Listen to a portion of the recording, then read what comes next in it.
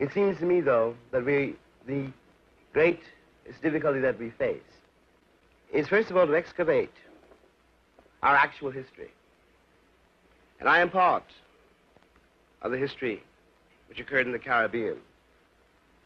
And you are part of the history which occurred in Harlem. And one's got to find the terms, one's got to accept that, and find out how to use that.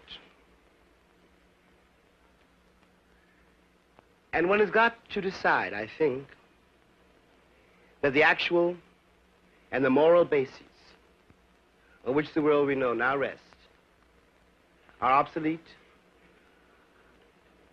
must be changed. Insofar as they're obsolete, they are wicked. Insofar as they're obsolete, they are oppressive. It is simply not conceivable that for another 500 years, or 200 years, or 100 years, that the blacks of South Africa, for example, should live and die in the mines, being treated like animals to make other people rich. That is simply not the civilization which is doing this. By doing this, dooms itself. It is not possible to agree with it, nor is it possible to compromise with it. Freedom is a much overused word. And it may not be as real as slavery, which is a very concrete thing. But freedom is what one's after. And as it cannot, I suppose, be given, then it obviously must be taken. There are many ways to take it. But before we can discover this, we have to discover how to reunite ourselves, the terms on which we can speak to each other, the terms in which, in fact, to put it bluntly, we can plot against the master. And lest anyone misunderstand me, I'm not really talking about color. I'm not talking about race. I don't really believe in race. I don't really believe in color. But I do know what I see.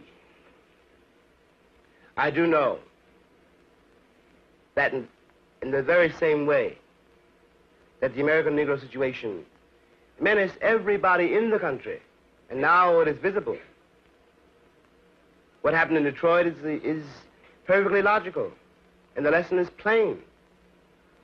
What happened says, if I can't live in this city,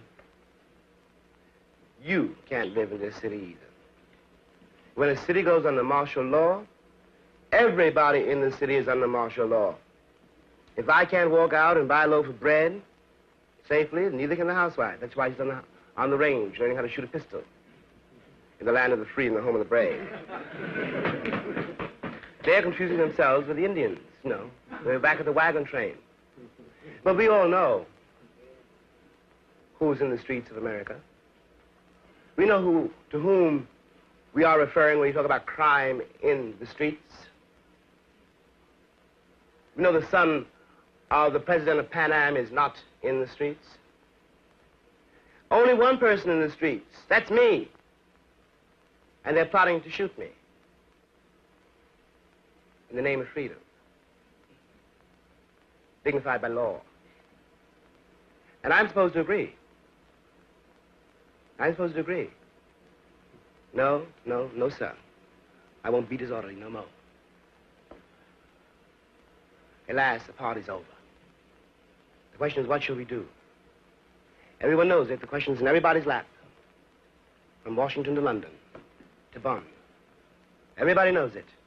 They're trying to figure out what to do. We should figure out what to do. Thank you.